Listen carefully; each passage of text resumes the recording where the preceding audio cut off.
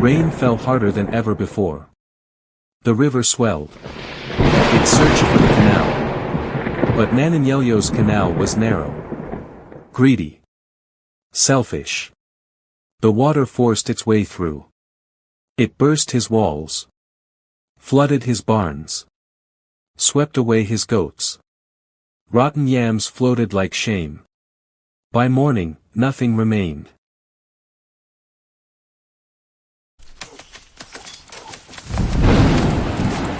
In the old Igbo Moonlight tales, there is a warning. When a man says, "It is mine alone," the gods quietly say, "Then carry it alone." This is how greed swallowed the proud village of Udo. Hit the subscribe button if you haven't so you don't miss any upload. Let the story begin. Long before the white egret nested by the river, there stood a fertile village called Udo. Udo meant peace. And peace lived there. Their farms were heavy with yam. Their barns were never empty. Their streams never ran dry. But one season, the rains delayed. The soil cracked. The river thinned like an old man's arm. The elders gathered beneath the great tree. Among them was Chief Nnanyelugo, the wealthiest man in Udo. His barns were the tallest. His goats the fattest. The priest of the earth goddess spoke. "The land is tired. We must dig one great canal from the river. All must work. All will eat." The people agreed. But Nnanyelugo laughed softly. "Why should my hands suffer? My barns are full. Let those who are hungry dig." So the villagers worked without him. They sweated. They sang work songs. They carved the earth together. But the canal was long. Too long. Without the chief's laborers. Without his wealth. The work was slow.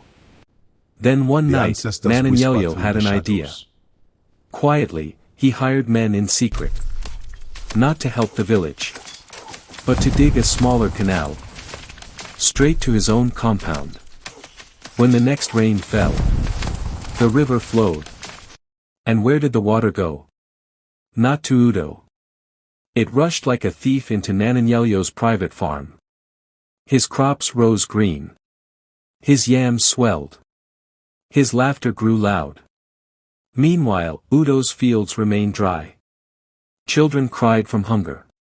Mothers stared at empty pots. Soon, anger spread like harmattan fire. The elders confronted him.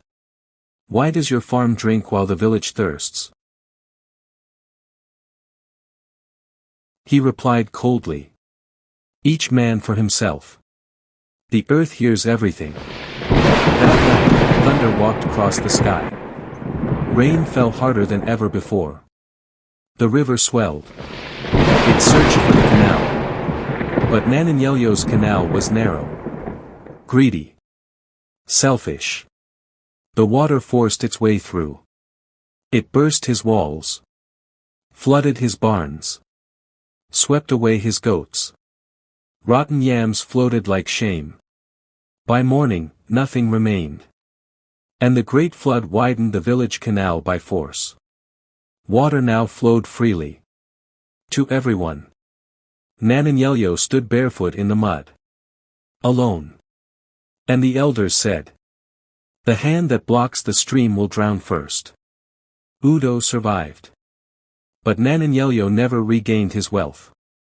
And when someone tries to eat alone, the old ones still whisper. Remember Udo. Wealth shared multiplies. Wealth hoarded destroys. Subscribe and stay tuned.